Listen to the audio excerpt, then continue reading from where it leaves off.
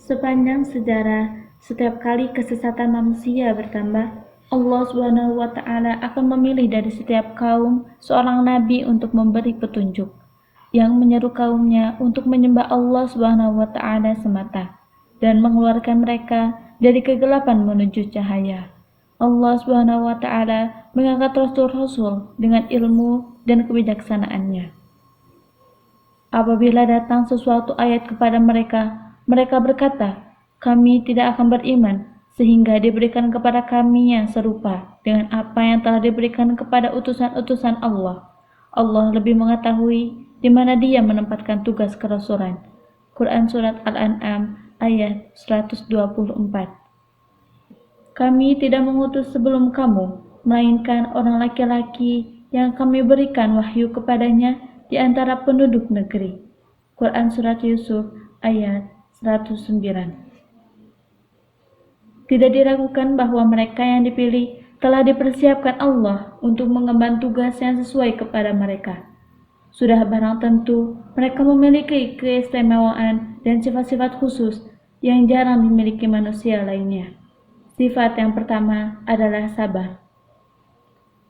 Maka bersabarlah kamu seperti orang-orang yang mempunyai keteguhan hati dari rasul-rasul telah bersabar, dan janganlah kamu meminta disegerakan azab bagi mereka. Quran Surat Al-Ahqaf ayat 35. Sebelum mereka diangkat menjadi rasul, Allah Subhanahu wa Ta'ala terlebih dahulu melatih mereka akan banyak hal. Di antaranya memiliki tekad, sabar, tabah, bijaksana, istiqomah, teguh, dan bersandar sepenuhnya kepada Allah. Maka dunia dengan segala manis dan buruknya akan menjadi lemah dan kecil. Ketika Allah telah menyiapkan nabinya, maka risalah dari langit akan menghampirinya. Setiap nabi memiliki kisahnya masing-masing. Setiap nabi dipersiapkan sesuai dengan risalahnya dan tabiat kaumnya. Begitu pula Allah menghendaki anak yatim Mekah ini kembali menjadi yatim piatu dalam rangka mempersiapkannya sebagai pengemban risalah penutup. Memasuki usia 6 tahun, ibunya, Siti Aminah, wafat, yang saat itu berusia 30 tahun, dalam perjalanan keduanya mengunjungi paman-pamannya di Madinah. Demikianlah bagaimana Muhammad kecil harus menjadi yatim untuk kedua kalinya. Dia menghadapi kematian yang baru pertama kali dia saksikan, ibunya dalam dekapan lengannya. Ibunya meninggalkannya sendirian di tengah gurun hanya bersama pengasuhnya Ummu Aiman. Anak kecil itu lalu bangkit walau usianya masih 6 tahun dan sedang tertimpa musibah, menggali kuburan ibunya dan mengembumikannya dengan tangan mungilnya. Dia tak menemui siapapun di padang pasir nan ganas ini, kecuali pengasuhnya yang sudah tua. Betapa sunyi dan hampa. Tanah Yasrib pula yang mempertemukan jasad ayah dan ibunya. Muhammad kecil kini menjadi yatim piatu. Dia tak punya siapa lagi di dunia selain kakeknya yang sepuh, Abdul Muthalib, dan pengasuhnya yaitu Ummu Aiman. Abdul Muthalib merasa iba terhadap cucunya Muhammad. Dia melihatnya seakan melihat anaknya sendiri, yaitu Abdullah, yang membuat Kian merasa terpukul akan kepergiannya. Sudah menjadi kebiasaan orang-orang Quraisy untuk tidak menyertai anak-anak mereka saat makan dan menghadiri majelis. Namun, Abdul Muthalib tidak menghadiri suatu majelis atau makan dalam sebuah jamuan kecuali jika cucunya Muhammad kecil berada di dekatnya. Dia merawatnya dengan penuh perhatian dan cinta kasih, seakan dia dapat melihat masa depan cucunya yang luar biasa. Muhammad kecil selalu mengundang decak kagum siapa saja yang melihatnya. Dia tidak seperti anak-anak lainnya. Dia tak pernah membuat gaduh atau keributan. Tidak suka berleha-leha atau makan berlebihan. Namun, dia anak yang berbudi pekerti dan mulia, sedangkan dia masih anak kecil. Seakan dengan menjadi yatim di usia dini merupakan kesempatan yang sempurna bagi Muhammad kecil untuk menjalani tarbiyah Rabbani. Allah Subhanahu wa Ta'ala menjaganya sebagaimana Dia menjaga rasul-rasul ulul azmi seperti Nabi Musa alaihi salam. Dan aku telah menimpahkan kepadamu kasih sayang yang datang dariku, dan supaya kamu diasuh di bawah pengawasanku. Quran Surat Toha ayat 39. Rasulullah Shallallahu Alaihi Wasallam telah mengungkapkan hal itu dengan berkata, Robku telah mendidikku dengan sebaik-baik pengajaran. Allah Subhanahu wa Ta'ala juga telah bersaksi untuknya. Dan sesungguhnya kamu benar-benar berbudi pekerti yang agung. Quran Surat Al-Qalam ayat 4. Ketika usia Muhammad kecil 8 tahun, kakeknya Abdul Muthalib wafat di usia 80 tahun. Muhammad kecil kehilangan sang jiwa besar yang telah mengasuhnya. Ketika Abdul Muthalib merasa ajalnya kian dekat, dia berpesan kepada anaknya, yaitu Abu Thalib, agar mengasuh Muhammad kecil setelah kepergiannya dan menganggapnya seperti anaknya sendiri. Abu Thalib bukanlah anak Abdul Muthalib yang memiliki kemudahan rezeki dan harta, tetapi dialah yang paling penyayang dan lembut hatinya. Abdul Muthalib menyerahkan permatanya yang paling berharga, di mana dia tidak rela pada siapapun untuk menjaganya selain dirinya, jika saja dia tidak menemui ajal. Begitulah sang yatim ini berpindah lagi dari satu rumah ke rumah yang lain, sampai dia menjadi seorang dewasa dan sampai datang risalah langit kepadanya. Abu Thalib senantiasa melindungi dan membelanya dari musuh-musuhnya. Sepanjang hidupnya, dia selalu menjadi penjaga dan pelindung kemenakannya itu, hingga tak seorang pun yang dapat menyakitinya.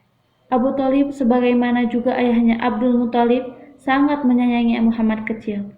Bahkan dia lebih mendahulukannya daripada anak-anaknya. Dan dia merasakan keberkahan dalam rumahnya dengan kehadiran Muhammad kecil. Menginjak 12 tahun umurnya, Muhammad muda pergi berniaga ke negeri Syam bersama pamannya, yaitu Abu Thalib. Sesampai mereka di Busro, mereka diundang seorang rahib untuk jamuan makan. Rahib ini telah mempelajari bahwa Nabi akhir zaman kian dekat kedatangannya, dan tanda-tanda Nabi ini tertulis dalam kitab Taurat dan Injil. Tatkala memperhatikan Muhammad muda, dia melihat tanda tahi lalat di antara dua pundaknya. Kemudian dia bertanya tentang keadaan dan sifat-sifat Muhammad. Lalu dia meyakini bahwa Muhammad adalah Nabi terakhir. Rahib itu berkata kepada Abu Thalib, "Bawalah kemenakanmu pulang ke negerinya, dan waspadalah dari kejahatan kaum Yahudi. Demi Allah, jika mereka melihatnya dan mengetahui tanda-tanda kenabiannya, mereka akan mencelakainya. Sungguh, kemenakanmu ini akan melakukan hal yang luar biasa. Bergegaslah untuk membawanya kembali ke negerinya." Abu Thalib lalu pulang bersama Muhammad muda dan menyembunyikan perkara ini dari orang-orang. Muhammad memiliki kepekaan dan empati yang tinggi. Jika dia duduk di meja makan, perilakunya sangat beradab. Saat makan, dia makan dengan tenang dan hanya mengambil yang paling dekat dengan tangannya. Berbeda dengan anak-anak pamannya yang saling berebut makanan. Bahkan, lebih sering dia mengatakan sudah kenyang dan dia tidak mau menghampiri meja makan supaya tidak mengusik makan mereka. Abu Thalib memperhatikan hal itu. Dia menghampirinya dan mengkhususkan piringnya, lalu mengajak makan bersamanya. Kepekaan dan rasa malu yang tinggi adalah dua sifat yang selalu menyertai Muhammad SAW sepanjang hidupnya. Tidak pernah terdengar Nabi Muhammad SAW bersaing atau mengejar perkara duniawi. Dari masa kecilnya hingga dewasa, dia juga selalu menahan pandangannya, sampai-sampai Aisyah menggambarkan sifat malu Nabi Muhammad SAW dengan seorang gadis yang bersembunyi di dalam kamarnya. Hadis riwayat Bukhari 3562 dan Muslim 67/2320. Muhammad muda menyadari beban berat yang dipikul pamannya Abu Thalib. Dia ingin sekali meringankan bebannya. Setelah usianya mencapai 12 tahun, dia ingin ikut serta memikul beban kehidupan pamannya. Sebab tanggungan pamannya banyak, tetapi hartanya sedikit. Apa yang harus dia lakukan, sedangkan dia masih kecil, belum mengetahui sama sekali seluk-beluk kehidupan dan mencari pekerjaan. Dia tidak punya sesuatu untuk diperjualbelikan, dan juga kota Mekah bukanlah lahan bercocok tanam sehingga dia bisa bertani dan memanen. Di hadapannya tidak ada apa-apa selain mengembalakan kambing milik penduduk Mekah dengan imbalan beberapa kirot. Dalam sebuah riwayat, Nabi SAW bersabda, Nabi Musa AS diutus dan dia pengembala kambing. Nabi Daud alaihissalam diutus dan dia pengembala kambing, dan aku diutus juga pengembala kambing keluargaku di Ajiyad. Musnad Ahmad 3/96. Nabi Shallallahu Alaihi Wasallam bersabda, tidak seorang pun nabi yang diutus yang tidak pernah mengembala kambing. Hadis riwayat Bukhari 2262. Menggembala kambing sudah menjadi tradisi penduduk Mekah. Mereka memiliki kebiasaan dan juga aturan-aturan adat, yang diantaranya merupakan perbuatan jahiliyah dan acara tidak terpuji. Adapun Nabi Shallallahu Alaihi Wasallam adalah orang yang paling menjaga ucapan dan perbuatannya dari sifat-sifat tercela, seperti menggunjing, berselisih, berleha-leha, dan perbuatan sia-sia lainnya.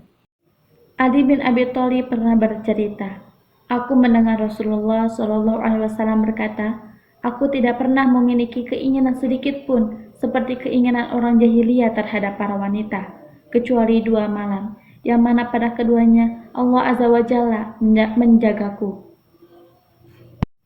Suatu malam aku berkata kepada seseorang dari pemuda Mekah, sedangkan kami tengah mengembalakan kambing keluarga kami, tolong kau perhatikan kambing-kambingku, sehingga aku dapat masuk ke kota Mekah, maka aku akan menghabiskan malam di sana, sebagaimana para pemuda lainnya melakukannya. Pemuda itu berkata, baiklah. Maka aku pun masuk ke kota Mekah, sehingga aku sampai pada rumah pertama dari perumahan kota Mekah. Aku mendengar suara musik gendang dan seruling.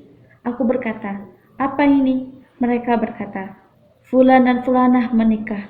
Lalu aku pun duduk untuk melihatnya, dan kemudian Allah menutup telingaku.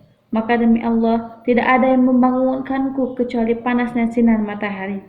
Lalu aku pulang ke kawanku, dan dia bertanya, apa yang telah engkau lakukan? Aku berkata, aku tidak melakukan apa-apa.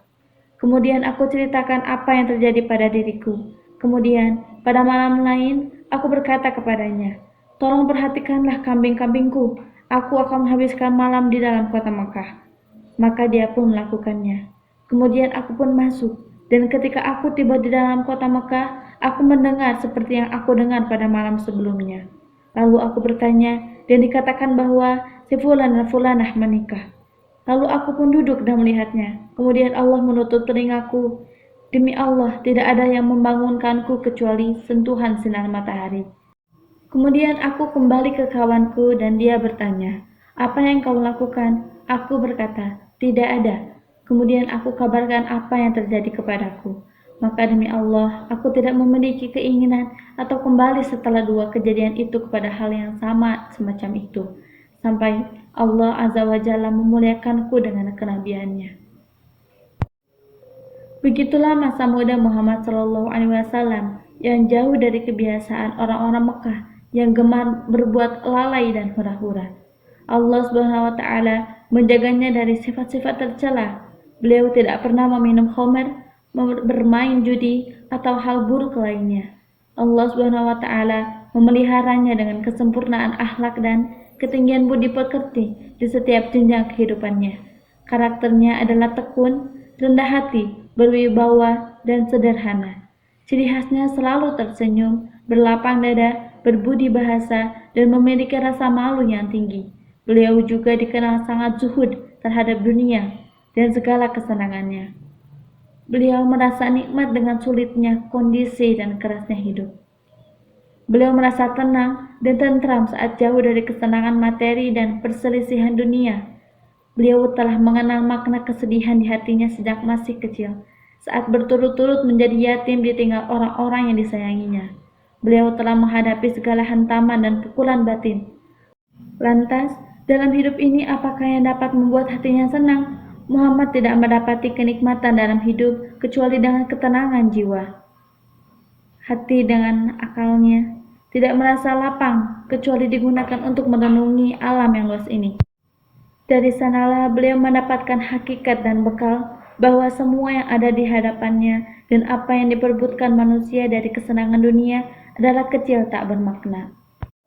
Beliau melihat keindahan itu adalah menghormati diri, kekuatan adalah sempurnanya jiwa, dan kekayaan itu jika menyatu dengan kerajaan Allah Subhanahu wa Ta'ala yang amat luas ini.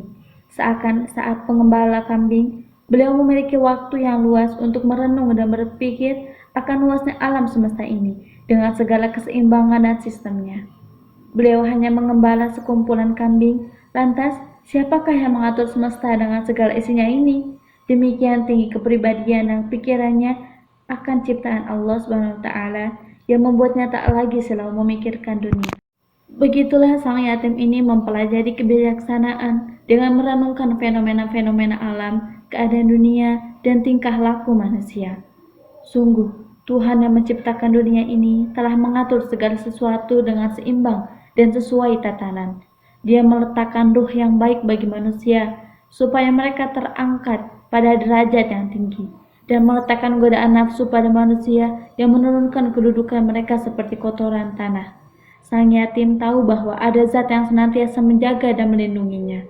Kekuatan yang tersembunyi ini selalu mendorongnya ke depan dan menjaganya dari godaan hawa nafsu. Allah Subhanahu wa taala telah mempersiapkan hal besar baginya. Persiapan ini termasuk dengan menjadikannya anak yatim, sampai Allah Subhanahu wa taala memperlihatkan perkaranya dan mewujudkan kehendaknya yang tak terbantahkan.